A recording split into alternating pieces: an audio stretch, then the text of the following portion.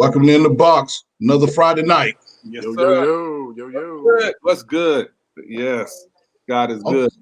Man, God, I'm trying to see what's behind Ron's wall. What you got behind that wall there, man? Oh, you know, man. laying bricks and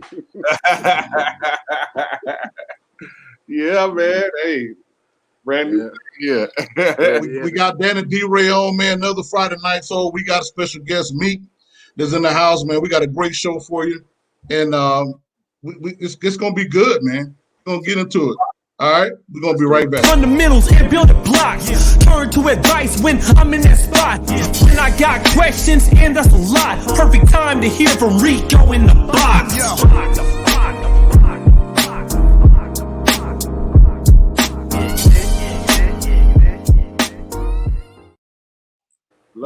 Yo. Hey, man. I love it. Shout out to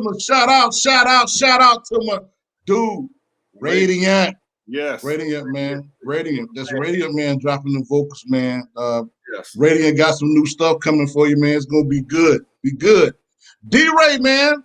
What's going on? What's good, man? What you got going on this weekend, D-Ray? Oh, boy. Making some music, hopefully. And, laying the groundwork for a few things. Staying out of trouble. That's not gonna happen. Yeah, but that's gonna happen. Neither here, neither there.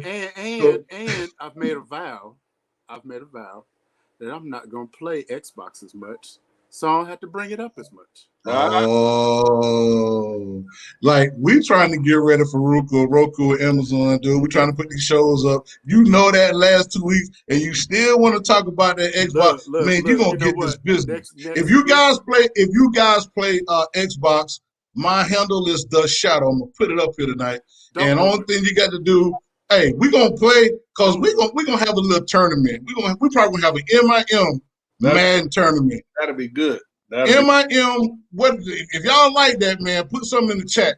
We're gonna have an MIM in the box Madden tournament, and we're gonna have a prize, man. Whoever win that prize gonna win some services. What's going on? Going on, Demetrius? What's going on, bro? All right. What's up? So we got a couple housekeeping things, man, that we're gonna do as well. Let's not forget about our homie, man. God Show the Soldier, GS, man. Go check him out. He's dope. Yeah, man. His wife produces music as well, man. He's good people, man. Down to earth, man. Real cat, man. He rides with Canton, man. Don't forget to pick up my homie, man, Big Phil, Quarantine Dreams. Yes, sir. Dope. Go check it out. Phil doing his thing. Phil be singing and rhyming, man. You know, Phil be getting it in. So if you don't know what's up with Big Phil, man, you really ain't plugged in. And then we got on Run. Critical Dialogue. That's right. Tuesday nights, Julie and Andrew Crawley. We talk about talk about controversial issues with a biblical perspective. So check us out, 8:30 p.m. Hey, it gets good. All right, for sure. Oh, yeah, that was good last week. Yeah, wasn't it? And then also don't forget Thursday nights, all right? Hey, at 9 o'clock, it's Music Industry Makeover, giving you marketing and promotional tips and telling you things about the industry. And the guys did a great show last week. Hey, we all working together as a team here. We are MIM. You know what I'm saying? So you guys need to go watch that show, man, from last night that we did.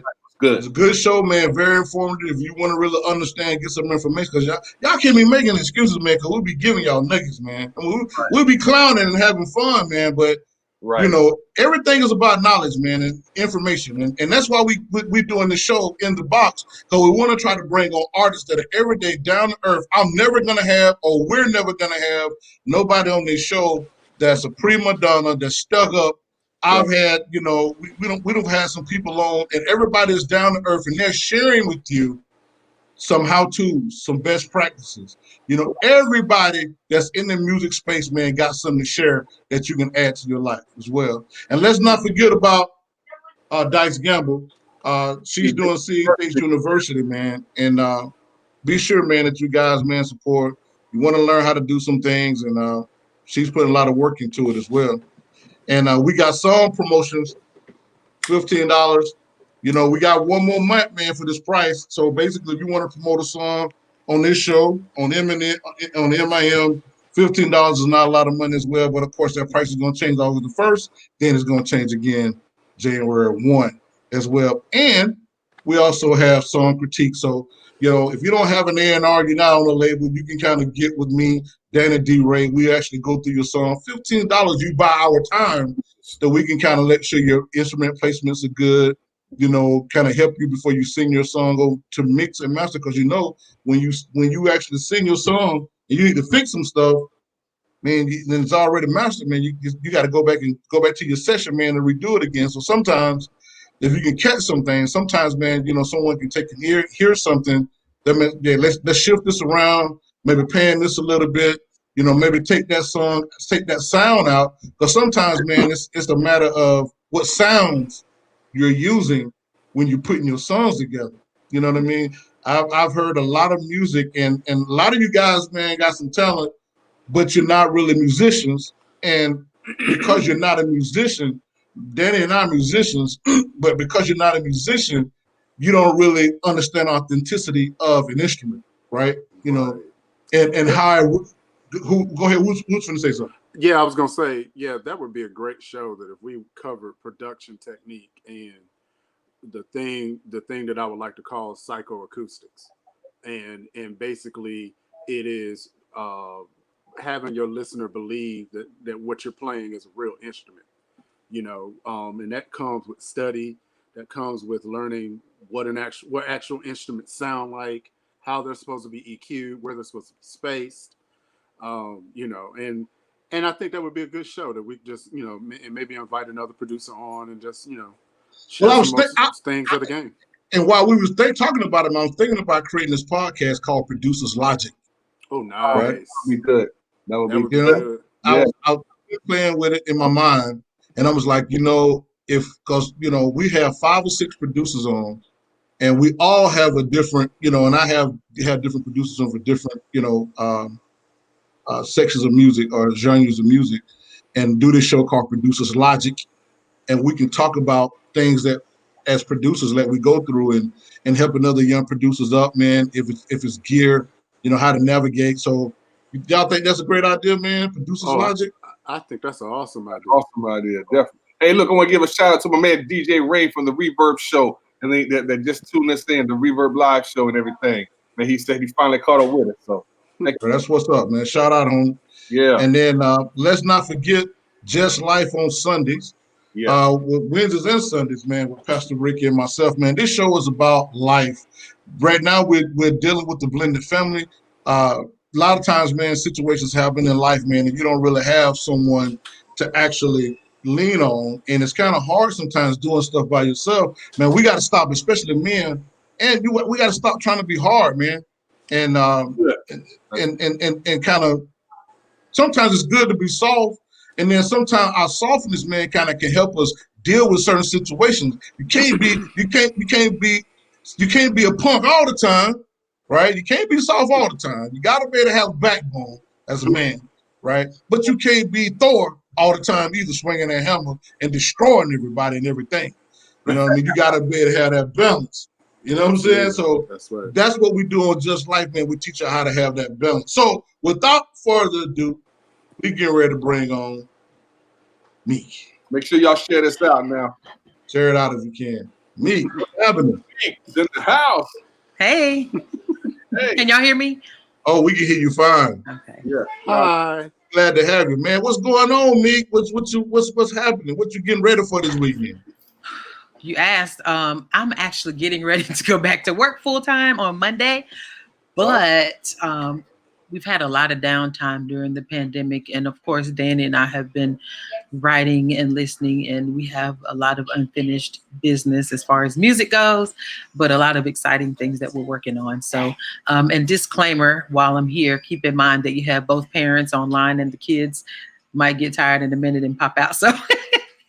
Just so you know. So in case you guys didn't know, this is Danny D-Ray, D-Ray's wife. Yeah, this is his wife. Our couple, right? He's a producer, she's a singer. Man, Beyonce and Jay-Z, but they don't sing them. But it's great when you have two creators in the house. And so it's been I've been wanting to get you on, man. And we've been kicking it with Danny, and Danny, good guy, man. and I'm still gonna get him. I'm gonna put this Madden work on him. You know, we're gonna talk that trash, man.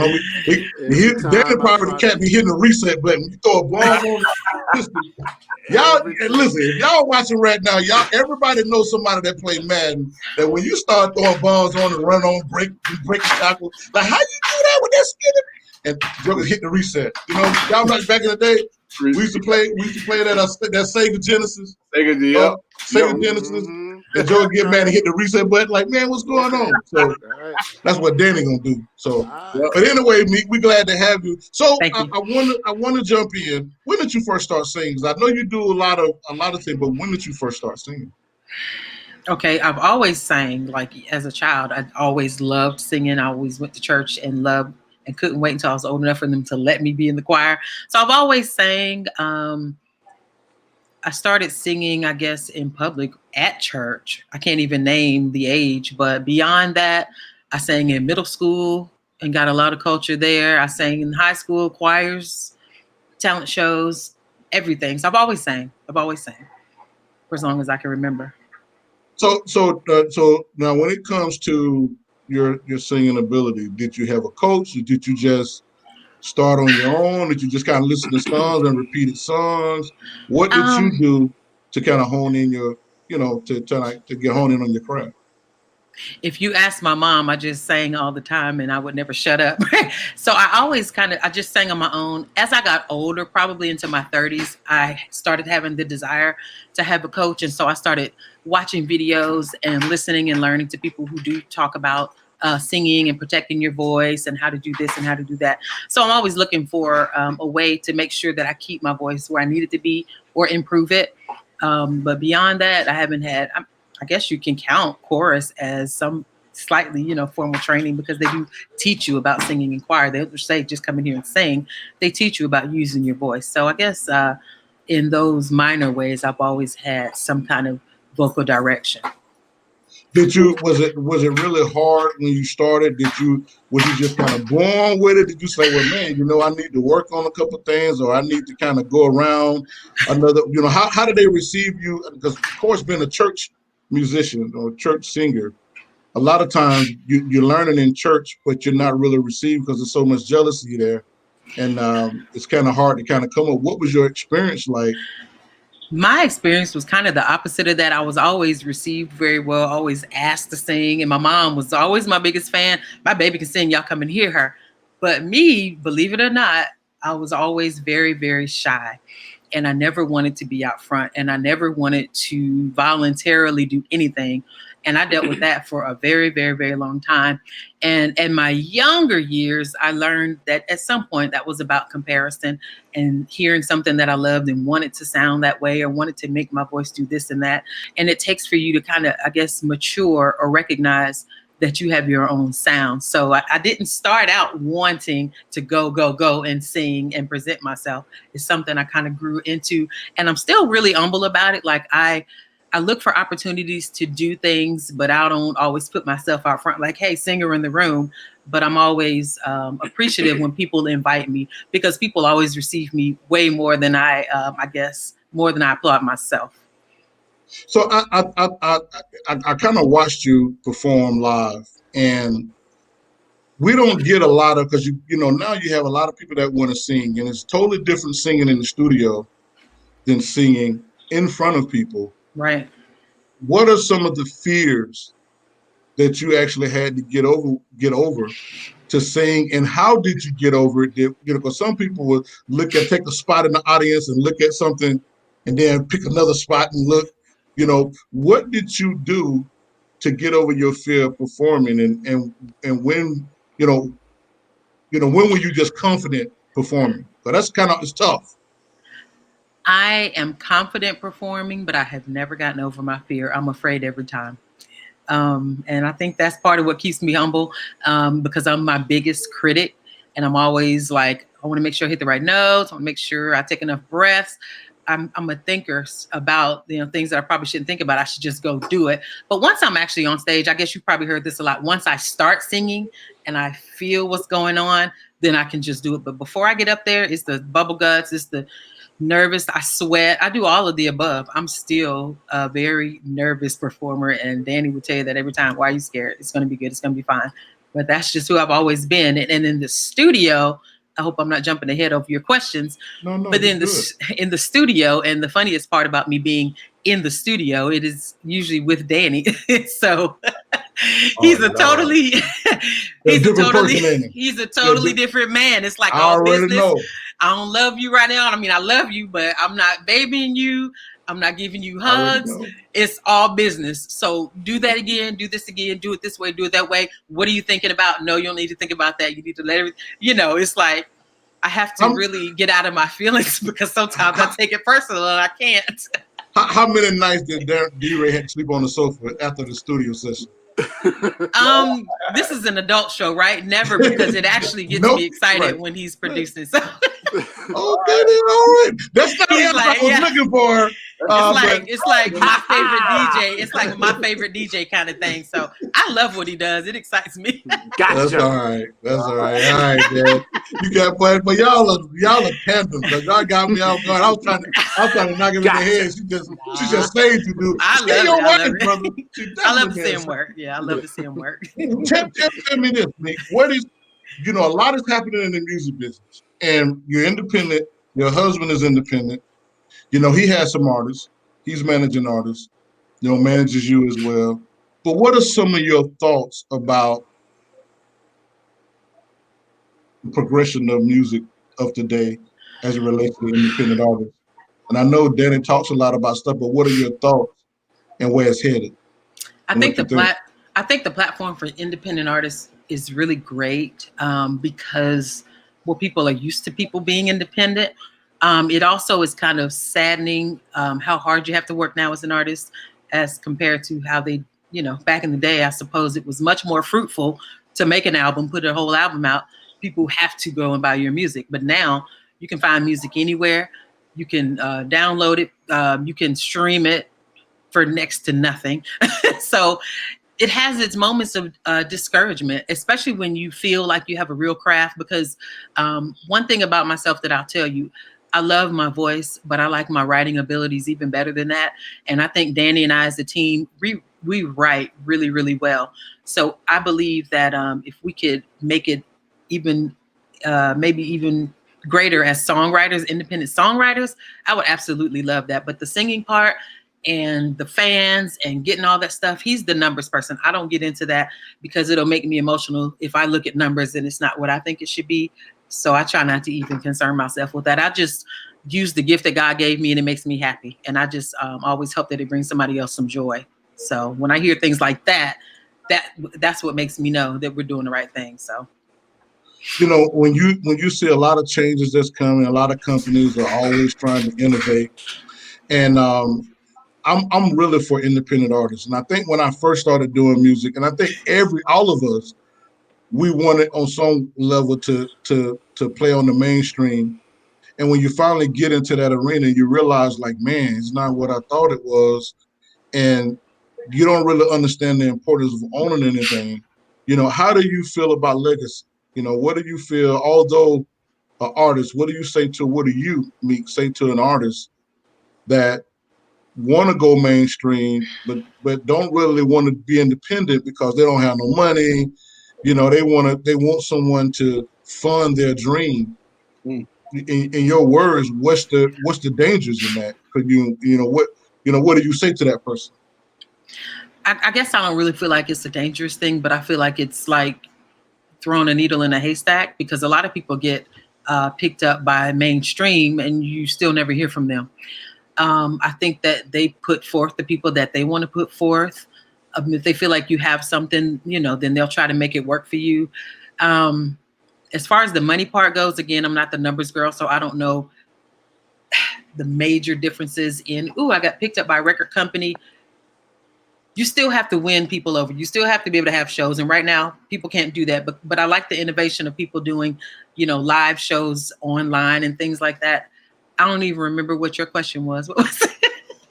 I'm just talking. What was your question, though? I'm sorry. The question was, what do you say to artists that wanna go mainstream? Right. They see the glitz and the glamour.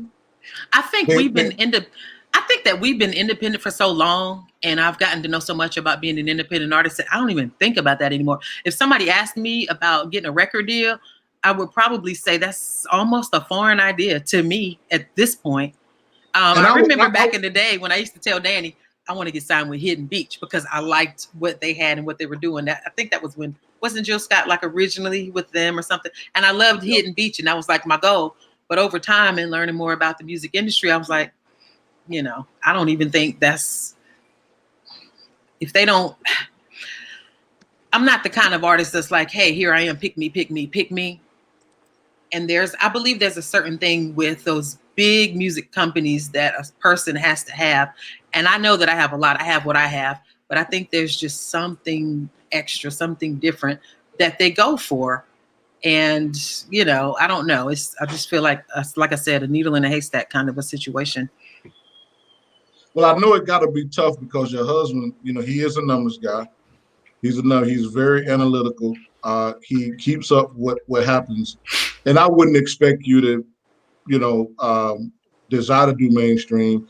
The reason why, the reason I asked that question, because it was kind of rhetorical, because we have a lot of artists that this is the greatest time that an independent artist could ever have.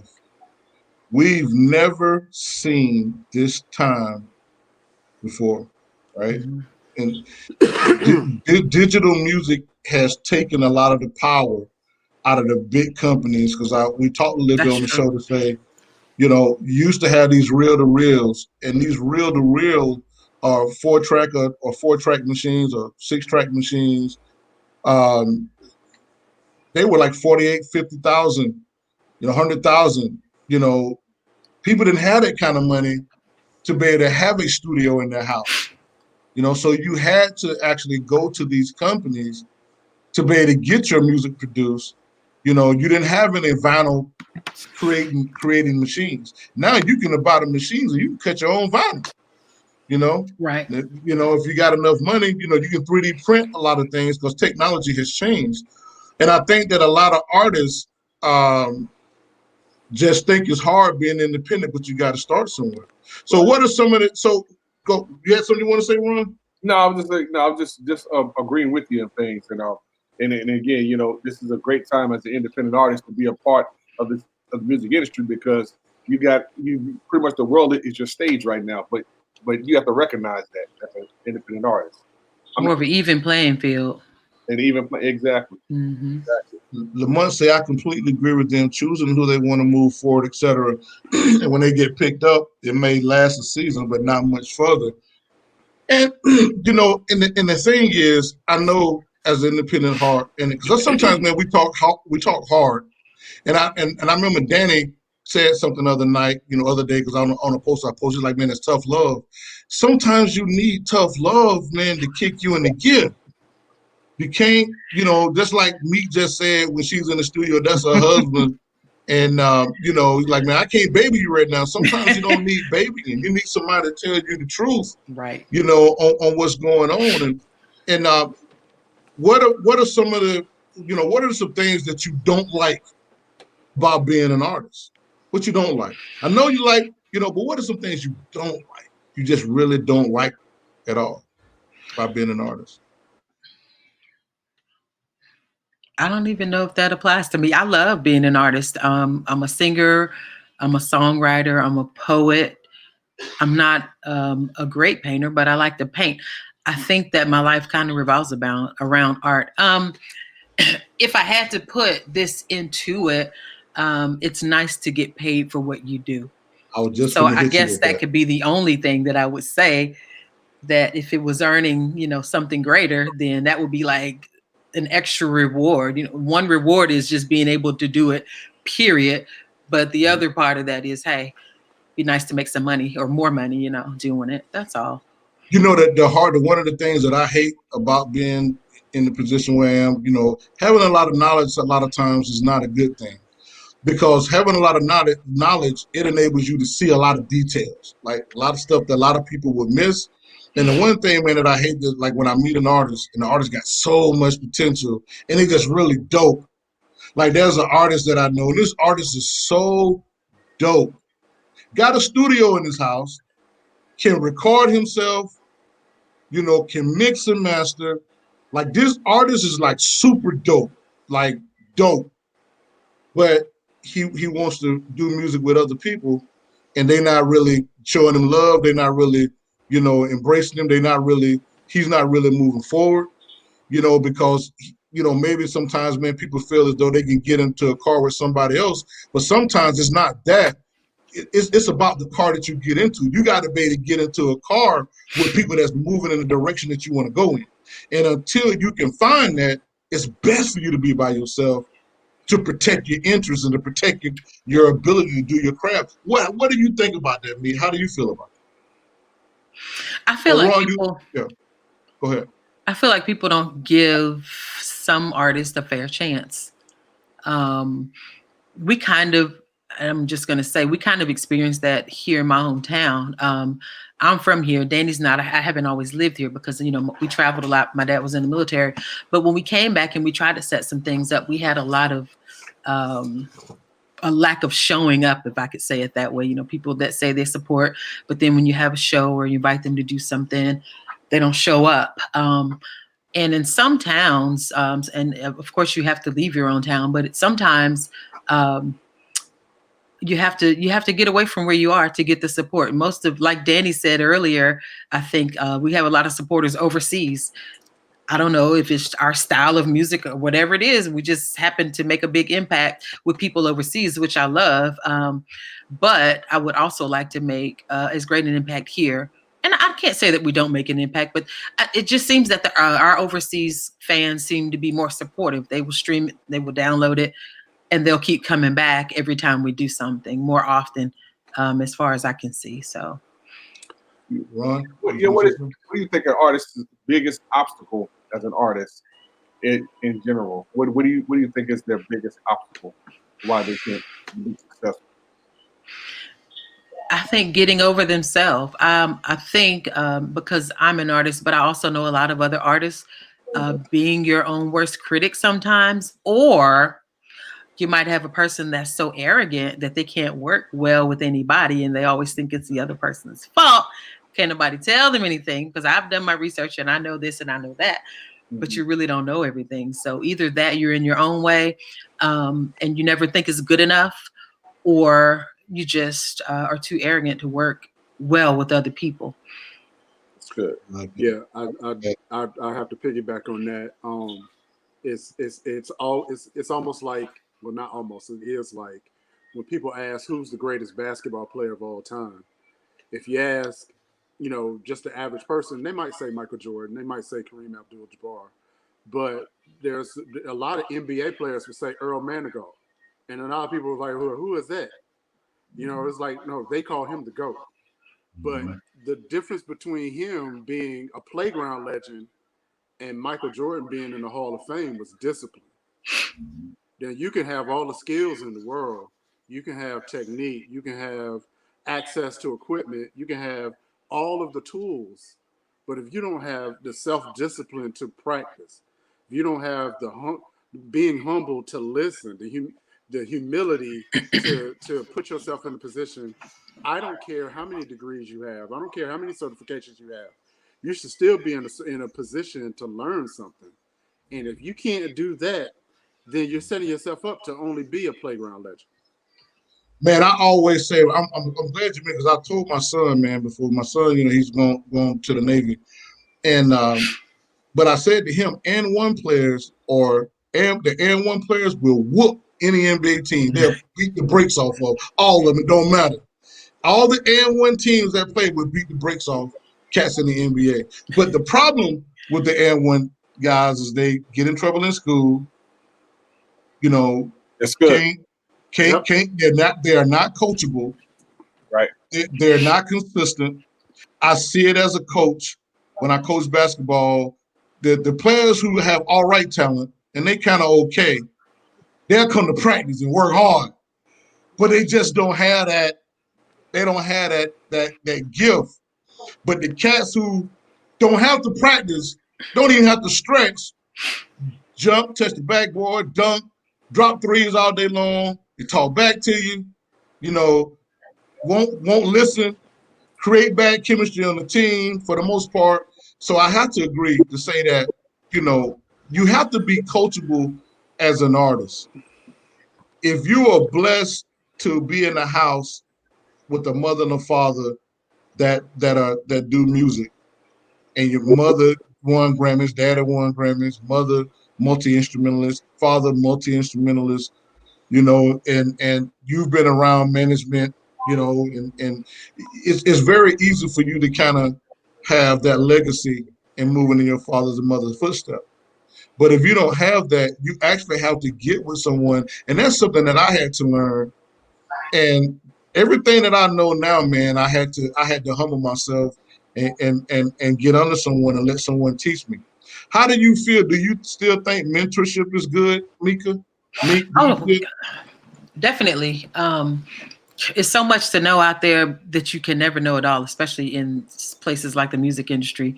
There's still so much I don't know. I ask Danny all questions all the time, and we've known each other for what, 15 years? Yeah, about 16 years. Well, and I've been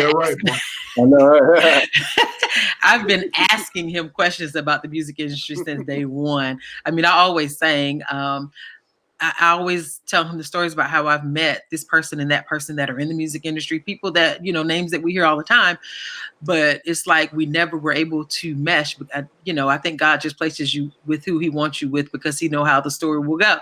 But I've always asked Danny questions about the industry, and over the time that it's changed, one thing that I see him do all the time that I do admire is that he studies it. He studies it. He knows what's going on. He keeps up with all of the news, the companies, the industry changes, everything. So you definitely have to be willing to learn and recognize that even when you feel like you know everything, is going to change tomorrow. And that's a magic word. Rico's magic word that I give him all credit for. Pivot. You got to learn. You got to, as an independent artist, you have to pivot, and you have to be able to pivot quickly. And, if you see a trend, okay, now. People are doing wristbands. Okay, now you got a million independent artists that want to do wristbands. Well, then the trend needs to be you need to do something different. You know what I mean? You need to do something different. Right. You weren't in the first 10. Right. You know what I mean? And so you got to be able to think quickly. And sometimes that's difficult. Right. But for some people that just want to be creatives, we talked about that not too long ago. That some of us were forced into having to do this, having to learn the business and having some horror stories. It's funny, Shamika, and I still have not to this day been able to track it down. Shamika was on a dance record in the mid 90s in Germany. Oh wow! That they flew her over there, and she sang on a song. And I don't know if and this was way before I met her, so I don't fuss about it. But I don't know if she signed a contract. I don't know if she signed a release. But they probably made millions and millions of dollars on that dance track, and she never saw a dime because all she wanted to do was sing. And so it was techno. Yeah, right. Yeah. It was crazy. Yeah, big over there. Yeah, right. Kraftwerk, man. We remember Kraftwerk music nonstop. That was popping. Germany, France, that music is coming back around again because music is cyclical. Right. But I want to say to you too, man, as an artist, if you're listening to it, share the show out. You're just not turning on in the box. You have to be willing to fail to be successful. Oh man, yeah. You over and over again. when I fail, I'm not gonna say it feels good, but my mind is different. Like, man, I ain't gonna go that way no more. Like, man, right, next, I ain't gonna dwell on that too much. Right. You have to be willing to fail to be successful. But I want to talk about songwriting, because songwriting it sounds easy, but it ain't. You have a lot of artists. There's a lot of artists, man, that I respect. That you would never know they were ghostwriters. Like Rick Ross is a ghostwriter, Skills is a ghostwriter. And what I love is about being a writer, being able to take your thoughts, because before I would ever produce music, I got stacks and stacks of songbooks that I wrote. and I wrote songs, and you know, the thing about songwriting, you have the ability to project your feelings. Paper, you see something, you can have an imagination, but when you write songs, what's your process? What do you help you to remember? Because basically, when you're a songwriter, your faucet is nonstop. Your mind is always running. What's your process in writing songs and keeping track of choruses and, you know, how the song goes? Because I think that's a question that I know a lot of people that want to write. When they write, like, how do you? Because you write a song. Let me make it simple. You write a song, you walk away and go wash your car, come back, and you can't get that doggone chorus again, and you forget it. Right. You know, and so what's your process to kind of overcome that? How do you do that? It's so many processes. You know, you write a song, you start writing a song, you have a kid, you put that song to the side, 3 years later, you figure it out. I've always written. I'm a journalist, so I have journals, and I guarantee you every journal I own has a song in it or half of a song. We've taken pieces of song, like I said, set it to the side. A year later, come up with the hook, and then decide, oh my gosh, these two can go together. My songwriting process with Danny in the house and music always available is, gosh, I feel like writing. You feel like writing? Okay, he'll go put something together.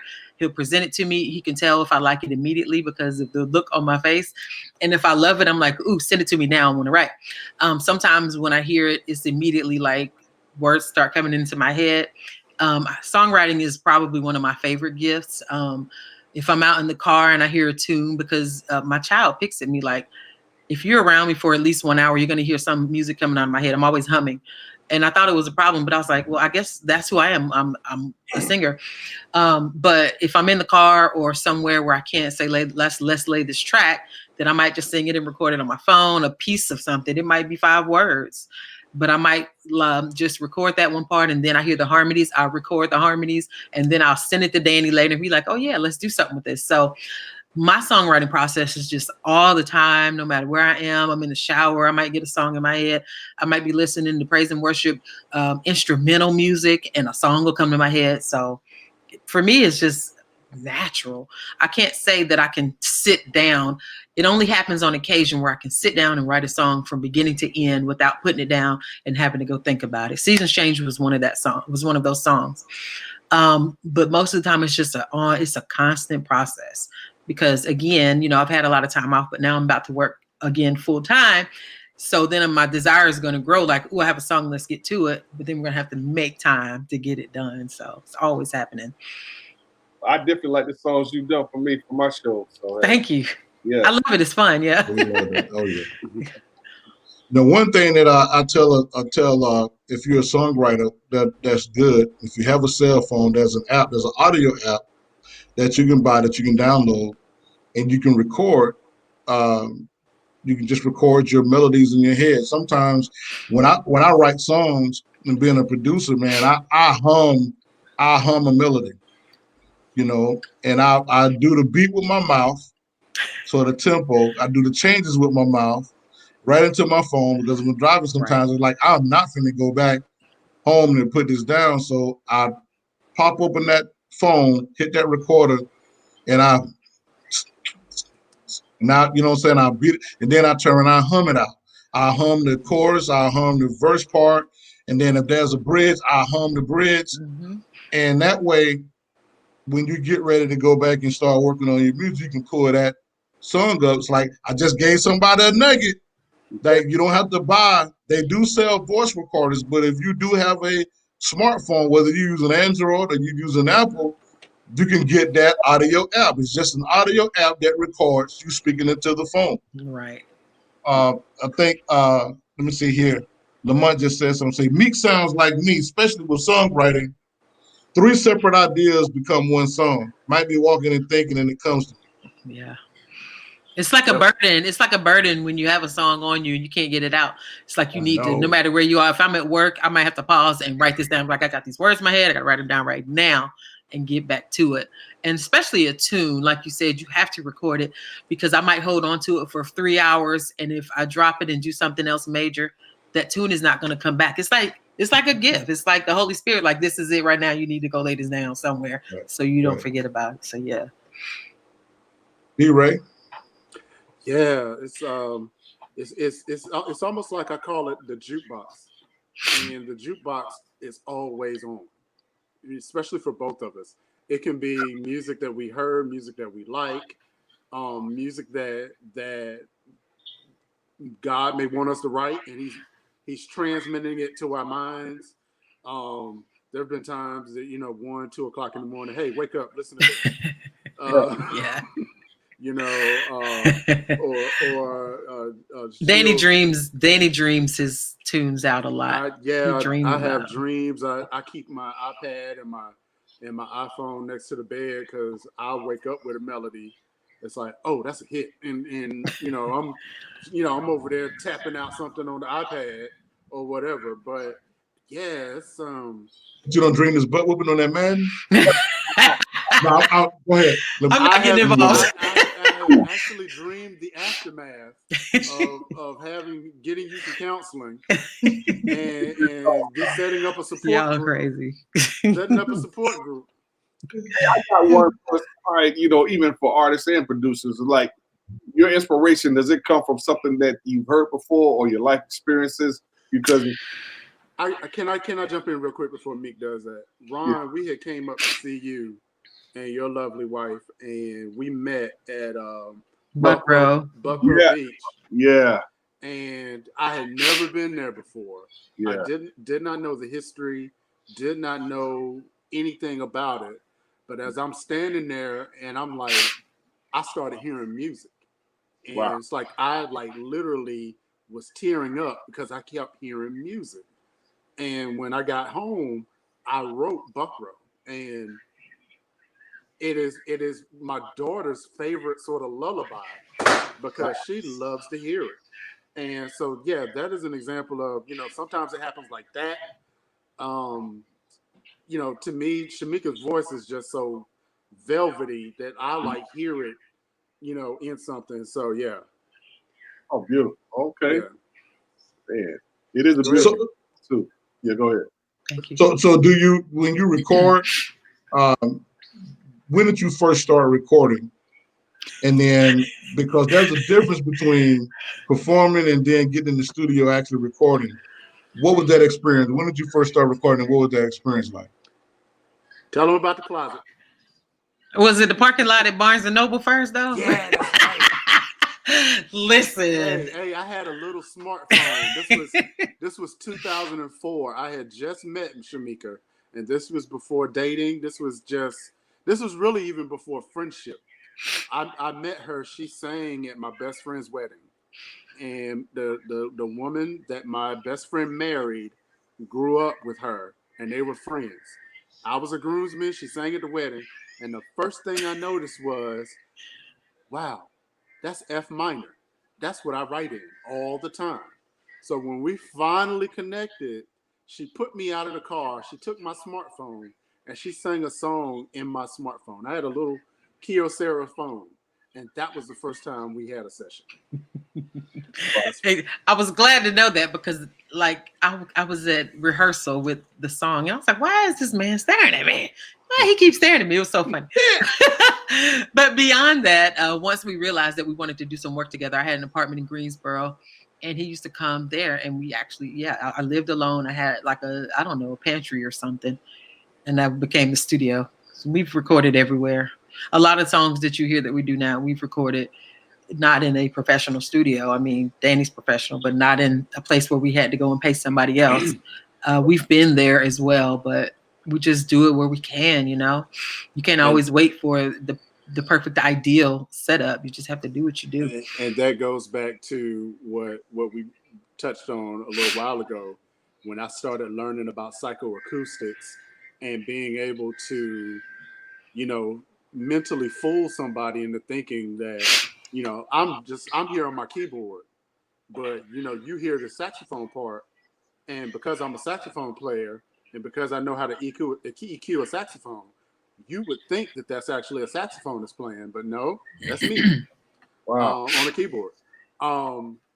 So yeah, and so a lot of the recordings that you hear, I think Seasons Change might be the only one that we released that was done in an actual vocal booth somewhere.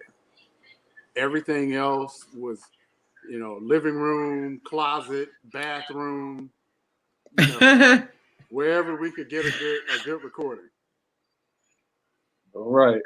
We had someone here, so nothing finer to be out from Carolina. Hey, all right. Believe Well, I that, know that's right.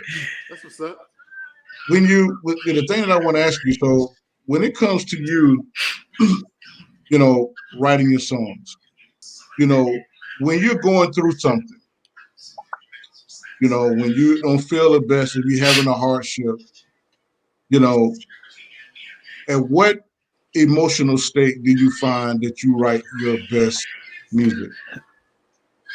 I write my best music when I am just level-headed or in a joyous state. When I'm upset, I usually can't write. Like, I can't write about my anger while I'm angry because I think I'm just not gifted that way, because I don't think God wants me to write songs about anger. He wants me to write songs about joy. He wants me to write songs that are uplifting and encouraging. So I don't have the gift to write when I'm in a bad mood. I just don't. And I've tried that before. Like, I want to write about this. No. Now I will write a poem about it if I'm angry. I can do that, but I cannot write a song in my anger. It's just not my blessing. And and I'll say that I'm the opposite. If everything's going great and I have no pressure and life is euphoria, I can't produce music.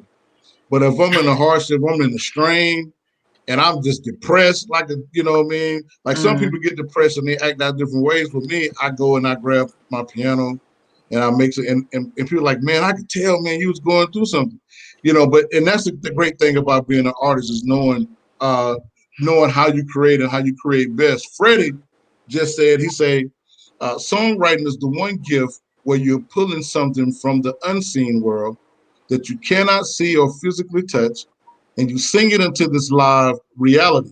The one gift where you are taxed by God to say in 3 minutes what the listener has experienced over a lifetime world. Yes, I like that. Big statement, that's brother. dope. Big That's statement. awesome. And if I could augment what I said, I can write in sadness, but not in my own sadness. Like, I can write in times of trauma that might be happening in the world. But if it's something that's a direct hit on me, then I can't. But I can write like the last song we wrote, right? It's about traumatic situations, but it's not something that I'm gonna sit and cry about because it's my own personal pain. But I can write about pain that's happening in the world. That's what's so great about being an artist is that you can be yourself. You know what I mean? So it's great you can be you. Go ahead, Danny. I was going to say that I'm kind of like you, Rico, and when she's going through something, and she can't write, I can. So a lot of the tracks that I have, they are basically reflections of what I see her going through. And then when she's in a better state of mind, or when she's able to really receive it, she'll be like, "Hey, when did you write that?" And I'll, just grin and just like, "Oh, I write all the time." Or when we have a fight and we're not talking, he usually goes to the music. And then when everything is good again, he'd be like, "Here." He don't even say nothing. He'll just give it to me like, "This is what I did when you was over there acting crazy, and it's banging." And it usually is. It's like his outlet. It's his outlet. Yeah, I think he grew up like that. That was his outlet growing up, and he's learned how to make it work for him. So, yeah, man. If you're just not joining us on In the Box, man, if you can, share the show out. This show is about creatives, helping creatives grow, expand. And, we always share how-tos, best practices. And although we try to, nothing on here is scripted. I don't believe in scripted. We get in here, man, we kind of like wilding out in a sense.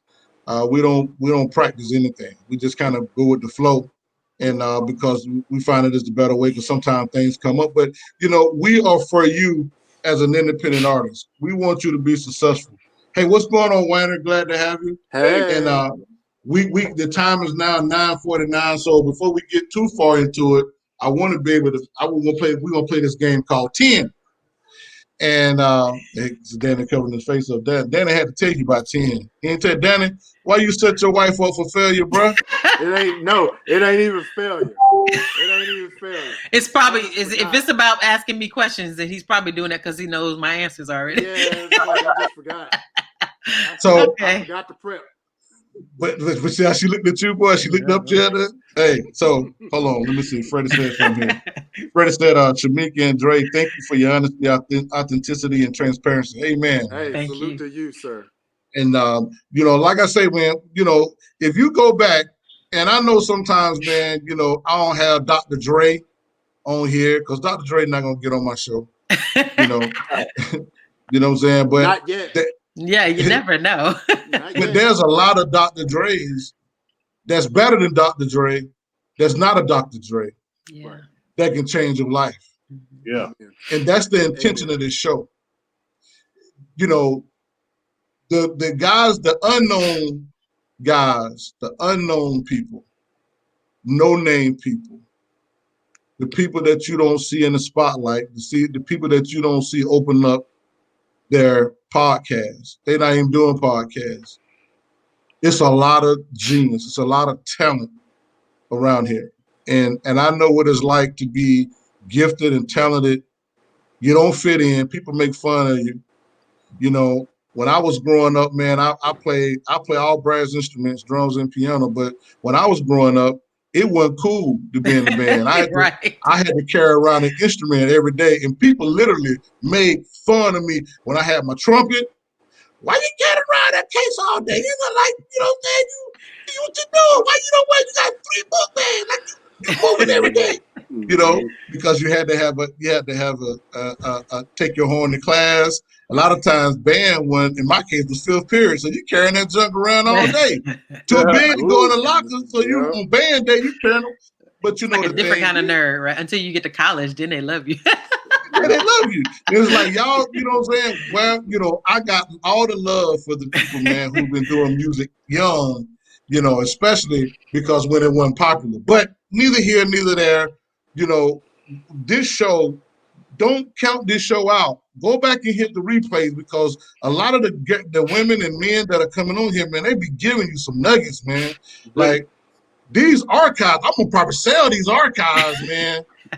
I'm gonna have a membership, man, when I get enough archives, because all this stuff, man, is nuggets in here. This is stuff, man, that where you're not gonna find it in no book, right? When I was homeless, I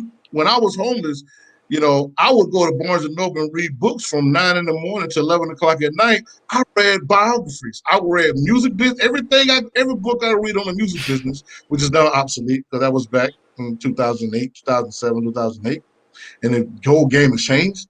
But I would read biographies, and reading the life of other people, reading the lives of other people, it taught me a lot. Freddie say, Rico, your show is one of the few non-pretentious shows on the net. Why else would I be up at 2:55 a.m. here in the UK? Listen to listen. Now, I told y'all something. My biggest royalties come from the UK. I didn't know you was from the UK, Freddie. Yeah, Freddie. I didn't know you was from the UK, Y'all hear that sound? That's Rico's head blowing up just a little bit. You hear that? We love the UK. We can't wait to come over there. No, man. But you know what, Fred? That just encouraged me, bro. That's you know what I'm saying?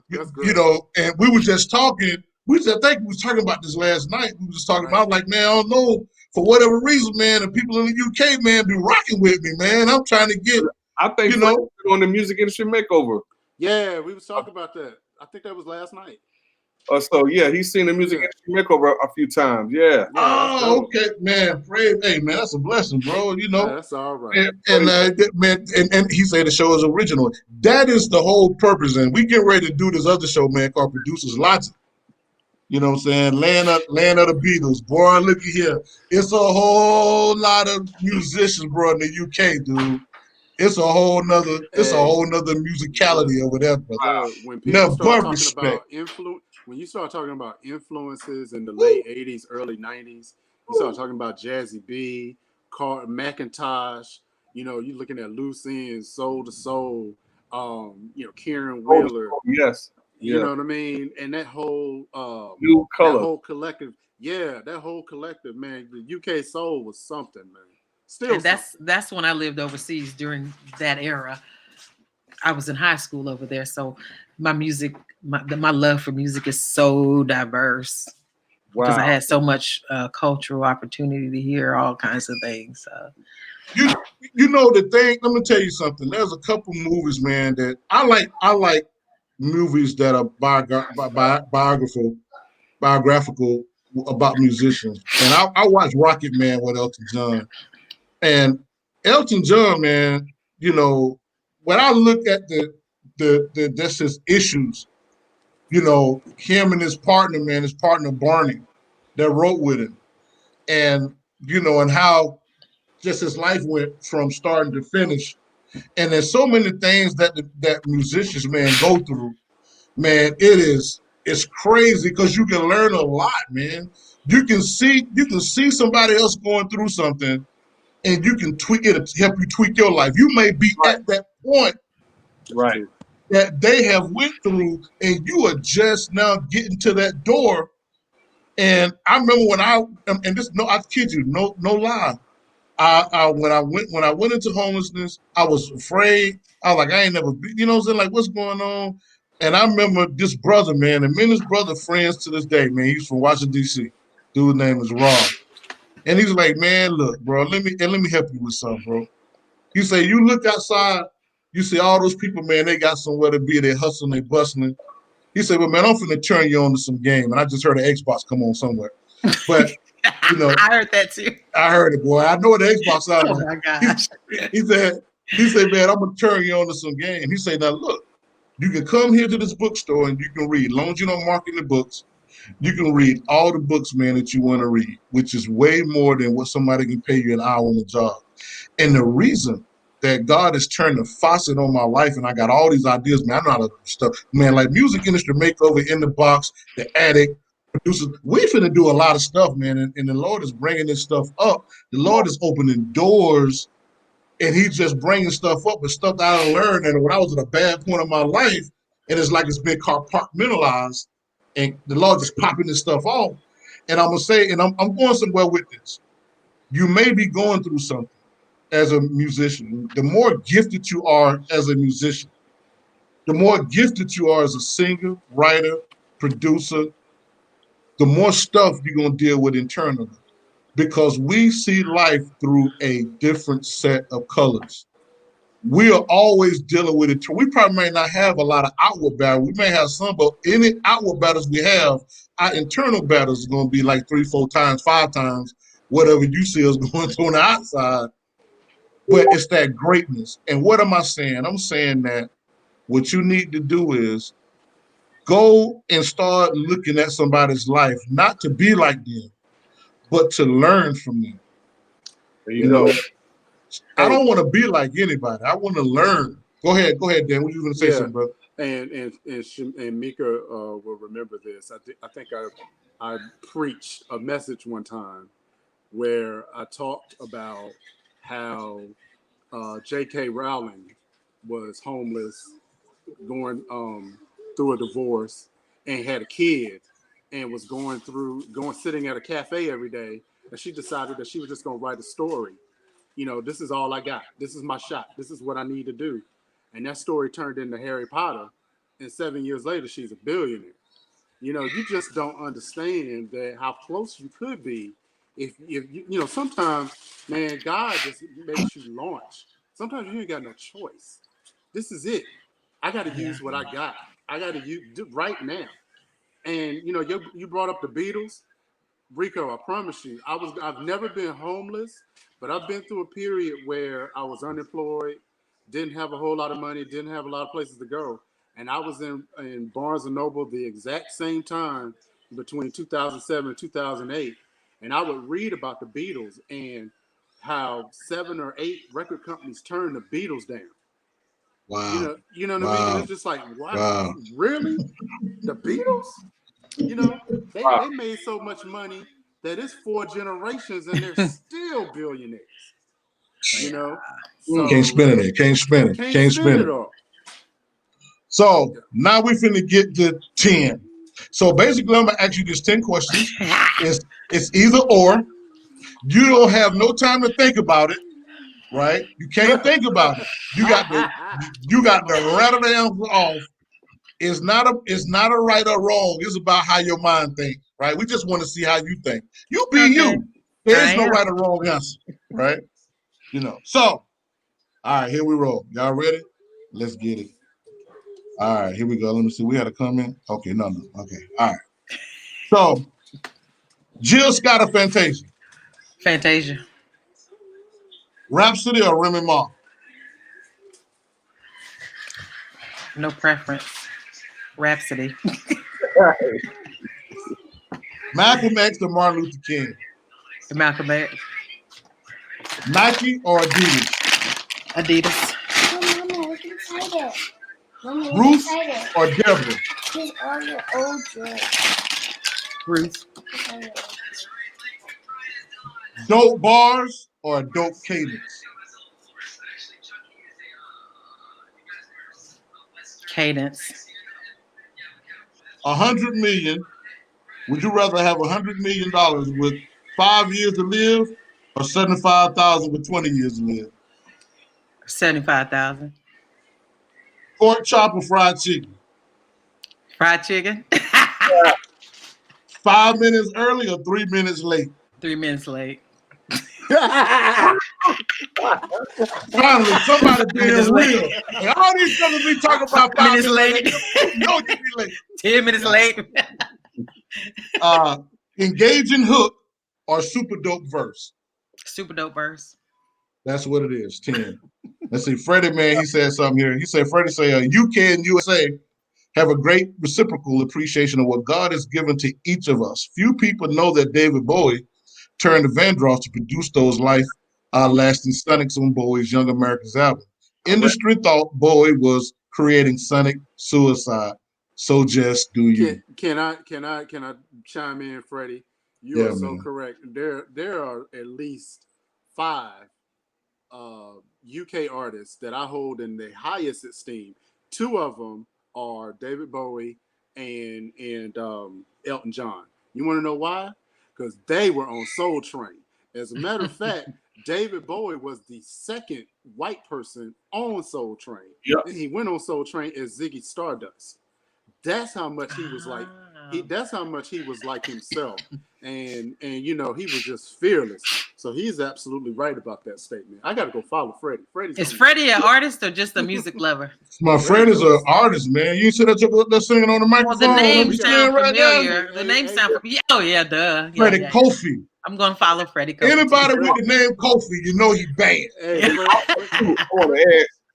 Freddie, you got some friends now. I had watched that movie, Bohemian Rhapsody, story about Queen with Freddie. Yeah. That was a bad Joker.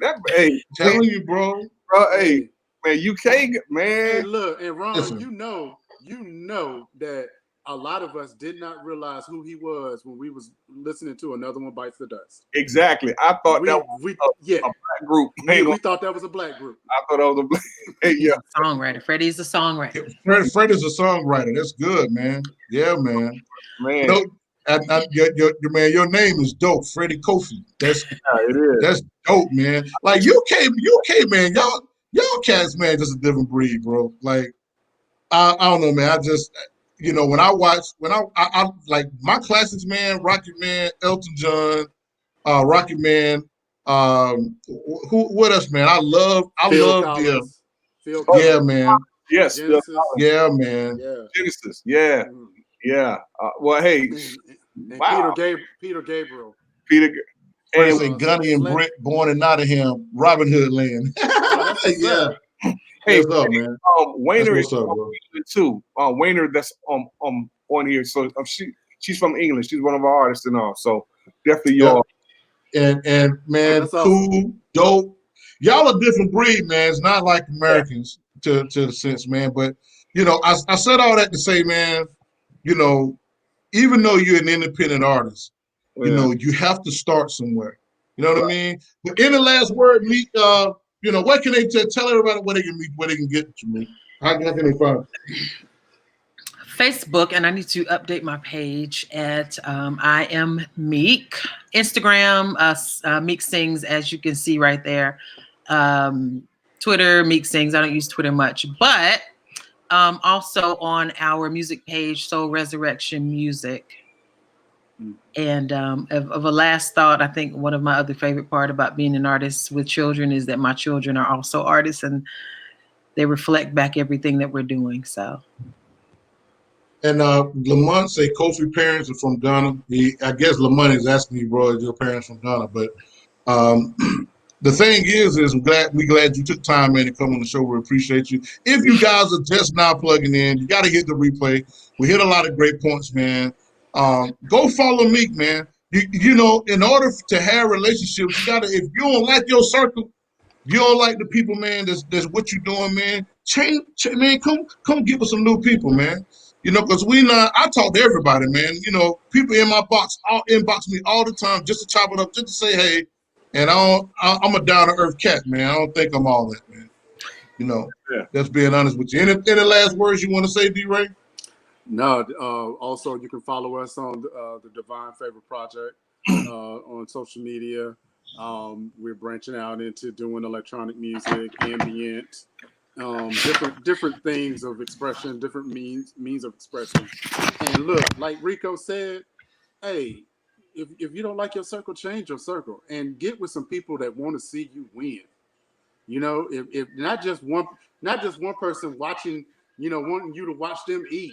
You need to get with somebody that wants everybody to eat. You know, get you a team, get you a squad. Squad goals.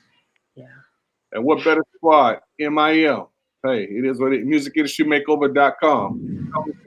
Come and check us out. You know what I mean? Come check us out, man. You know, follow the page, man. Go to, you know, if you go to Southern Emperor, follow In the Box. We're gonna have the sites up, man, in a minute. You know, and I'm gonna say to you, go ahead, Ron. Go ahead, Ron. Hey, you know, remember you matter in the kingdom of God. All right, so don't compare yourself or your ministry to anyone else.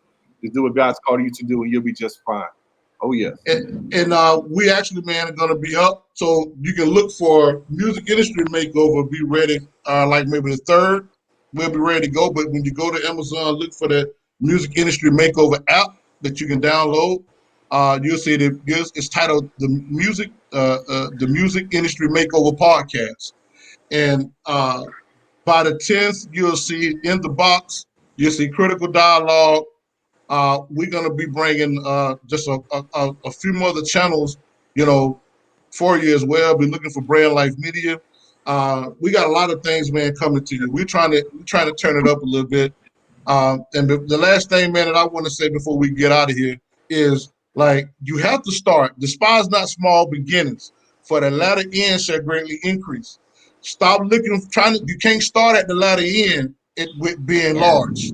Right? Amen. Learn how to be satisfied with the beginning. And sometimes with the beginning, I remember, man, when I first started doing any podcast, man, I had zero. And then right before I did my podcast, I had somebody do a post to say, if you got 0 viewers, don't open up your mic and embarrass yourself. So you imagine, but you got to start. It don't matter. You know what? If you go to a concert and you only have 2 people and one clapping and one look at you crazy, man, do the very best show that you can do, because it's not going to always be like that. Be consistent. And I think what we fail to do as independents, because on mainstream, you have people to help you be accountable. Right. You have people that are doing things for you to help you stay consistent. They book you with shows. They book you with interviews. They book you with book signings or record signings or shirt signing or merchandise signing. You have people, man, that are holding you accountable. But as an independent, you have to keep yourself accountable. You got to be consistent. So don't worry about starting and not being huge. Remember, we're gonna keep saying this until the day I'm not on here. You only need 1,000 super fans. 1,000 super fans. You get 1,000 people to spend $100 a year with you. That is $8.50 per month. You will rake in $100,000 per year. off of 1,000 people. You don't need 20,000 people to follow you. You just need 1,000 people. And I'm gonna tell you right now, I don't know who you are. You watching this show, you probably can't come in because you're probably somewhere else and you can't come in on the screen, but I can guarantee you that you have 1,000 people that love what you're doing. It's all right to create weird music. It's a bunch of weird sounds that make some weird stuff. It don't have, as long as it makes sense to you, you can be consistent in your weirdness. Guess what? Your weirdness is going to produce 1,000 weird followers by your weird music to make you make $100,000 in weird money. You know what I'm saying? Amen to that. You don't have to be like everybody else. Be weird. I'm gonna tell you right now. Y'all know I don't care, man. Be weird. Be weird. Get you a T-shirt and say I make weird music. I think I'm gonna make a T-shirt. I might do a podcast called Weird Music, and we may debut weird music that's not the norm. We might do a podcast called Weird Music. Okay, we always trying to curate new shows. Yeah, you know. If God places something in your heart, then He's placing people out there that's waiting on it. Amen. Period. And look, and keep the attitude. I tell Shamika all the time, I don't lose. Either I win or I learn. I don't lose. Thank you, Freddy, man. We appreciate you too, bro. Thank you. Yes. Next Tuesday is Critical Dialogue, and next Thursday is the Music Industry Makeover. All right. Freddie, me and Meek are reaching out to you as soon as after the show. Yeah. And connect with Wayner too. Wayner. Oh, yeah, definitely. Yes. Man. So Wayner Crummy, yeah, right. Amen. Right. That's right. That's beautiful. That's beautifully weird. Yes, sir. Yeah. And listen, man, I want to thank you guys, man, for tuning in, man. Continue to follow Music Industry Makeover. Continue to follow In the Box. We got a show called The Attic. If y'all remember the Rap City, but we got a whole different version that we're doing is a little different. It's called The Attic. We get ready to bring DJ Run and Run, and as well. If you get a chance, go support Critical Dialogue with Andrew Crawley, DJ Run and Run. They talk about life issues. Don't forget, I'm on with Pastor Ricky on Sunday on Just Life. Right. And then, if you're looking for a word, man, Ricky's gonna be on every Sunday on the channel, Fire Stick and Roku. You know, giving you a message, man, and he's a close. We close. And I'm telling you, you know, he got a word for you, man. You know, and it's a real word. You know, ain't nothing hokey pokey. You know, nothing that you can't that you can't touch. Because a lot of people, man, need to see the realness. Begin to share yourself, man, with people. You know, if you got an idea, and I'm finna shut up, man. You got an idea, put your idea out. Your idea, just because it's different and it's weird, and don't tell people your ideas. Because if you share your ideas with people, they'll try to kill your dream. They'll kill your vision because they won't be able to see in the direction that you're going or to the height that it could be, and you can see it. And man, and the devil use people. The devil use people, man, to kill your vision. Definitely. And you'll be so beat up. That's why we got all these artists that are trying to sound like everybody else because they're afraid to be weird. I'm telling you, it's okay to be weird. And if you don't get anything from this show tonight, it's okay to be weird. Amen. New hashtag. Be weird. Be weird. God bless. Good night.